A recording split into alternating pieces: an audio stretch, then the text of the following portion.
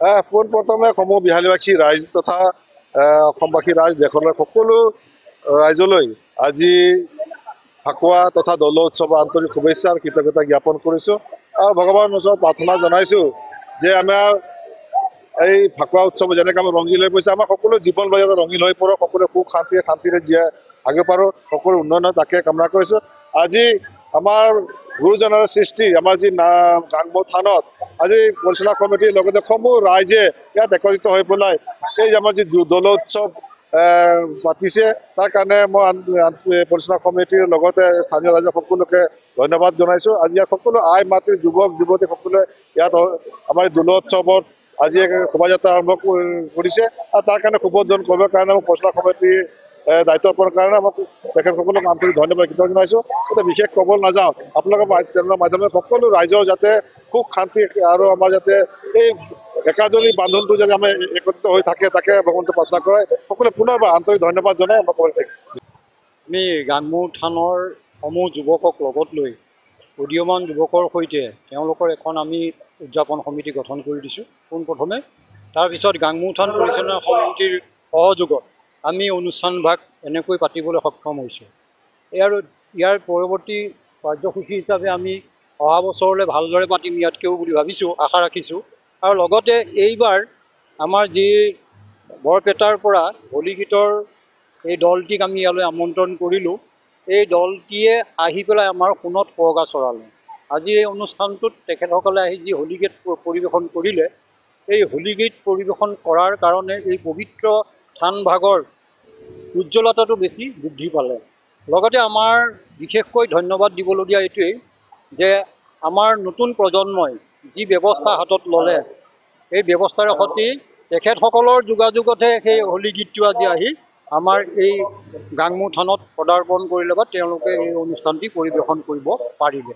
দৌল যাত্ৰা মানে আমি গোসাঁই ফুৰাওঁ, গতিকে আমি গাংমু থানৰ এই পবিত্ৰ থানৰ পৰা গোসাঁই যুগলবন্দী আমি উলিয়াই গাড়ীৰে সৈতে শোভাযাত্ৰা আৰম্ভ কৰিছোঁ। আমি পোনপ্ৰথমে গাংমু থানৰ পৰা আৰম্ভ কৰি ইফালে বৰগাঙলৈকে গৈছোঁ, নীলবাৰী, আদাখনা, বিহালী, তেলেঙনীয়া আৰু হাতীবন্ধাকে সামৰি আমাৰ নিকটৱৰ্তী যিসমূহ গাঁও, গোটেই গাঁৱতে আমি শোভাযাত্ৰাটি আমি অংশগ্ৰহণ কৰাইছোঁ সকলোকে। আৰু সকলোৰে আমি আৰ্শীষ বিচাৰিছোঁ আগলৈ যাতে আমি ভালদৰে গতি কৰিব পাৰোঁ। আমি সম্পূৰ্ণ সহায় সহযোগিতা পাইছোঁ, আৰ্থিক হওক, কায়িক হওক, মানসিক হওক, আমি সৰ্বতো প্ৰকাৰে তেখেতসকলৰ পৰা সহায় সহযোগিতা পাইছোঁ। আৰু সেইকাৰণে আমি আজি এই অনুষ্ঠানটো ইমানেই মুকলিমূৰীয়াকৈ পাতিবলৈ সক্ষম হৈছোঁ। আৰু তেখেতসকলক আমি সঁচাই ধন্যবাদ জ্ঞাপন কৰিব লাগিব গাংমু থান পৰিচালনা সমিতিৰ তৰফৰ পৰা। সঁচাকৈ আমি অতিকৈ ভাগ্যৱান বুলি মানিব লাগিব, কাৰণ কিয় আমি আজি উপস্থিত আছোঁ মহাপুৰুষ শ্ৰীমন্ত শংকৰদেৱে স্থাপিত কৰা গাংমু থান, য'ত তেখেতে ইয়াত 7 বছৰ 6 মাহ কাল তেখেতে ইয়াত বাস কৰিছিলে আৰু ইয়াতে তেখেতে 2টি সন্তান প্ৰাপ্ত কৰিছিলে। আৰু ইয়াৰ ওচৰতে আপোনাৰ আছে আমাৰ পুখুৰী খান্দিছে নিজে আমাৰ মহাপুৰুষ শ্ৰীমন্ত শংকৰদেৱে। আৰু বৰগীত পৰিৱেশন মানে যিটো ৰচনা কৰিছিলে, পাৱে পৰিহৰি বৰগীতটো আছিলে ইয়াতে ৰচনা কৰিছিলে। আৰু আমি সঁচাকৈ ভাগ্যৱান বুলি মানিছোঁ ইয়াতে হোলী গীত গাবলৈ আহি আমি অতি সুখী। লগতে আপোনালোকক আনন্দ দিব পাৰিছোঁ নে নাই সেইটো বাৰু আপোনালোকে ক'ব। আমাৰ কিন্তু ভাল লাগিছে, বহুতেই ভাল লাগিছে, খুব ভাল লাগিছে। আৰু মানে আগন্তুকো আমি এনেকৈ আহিবলৈ চেষ্টা কৰিম নিশ্চয়। আৰু মানে আপোনালোকেও আহক, শংকৰদেৱৰ দ্বাৰা স্থাপিত এইখন থান গাংমু থান, এইখন মই আজি প্ৰথমবাৰ আহিলোঁ ইয়ালৈ আৰু বহুত ভাল লাগিছে, মানে ভাষা নাই ক'বলৈ একচুৱেলি, মানে ইমানখিনি ভাল লাগিছে। আৰু সহযোগিতা একদম 110% পাইছোঁ আমি, যিখিনি ভাবিছিলোঁ তাতকৈ বেছিকৈহে পাইছোঁ। মানে যিখিনি মই ফোনত ভাবিছিলোঁ যে তেওঁলোকে নিমন্ত্ৰণ জনাওঁতে যে আমি সহায় সহযোগিতা পাম, কিন্তু ইয়াতে আহি যিটো মানে পৰিৱেশ দেখিলোঁ, গোটেইখিনি আধ্যাত্মিকতা আৰু ভক্তিভাৱ সকলোৰে অন্তৰত স্থাপিত হৈ আছে। যিহেতু মহাপুৰুষ জনৰ আপোনাৰ স্থাপিত কৰা স্থানৰে সকলো মানে কি ৰাইজ, তেওঁলোকৰ অন্তৰত থকাটো স্বাভাৱিকতা, সেইটোৱে ভাল লাগিছে খুব।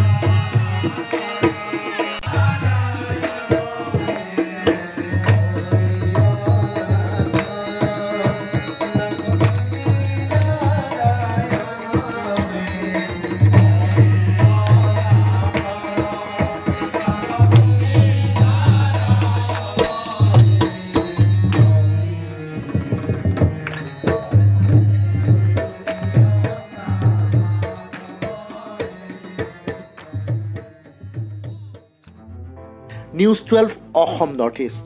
যাত্ৰা আমাৰ অবিৰত, সংকল্প অপ্ৰতিৰোধ্য।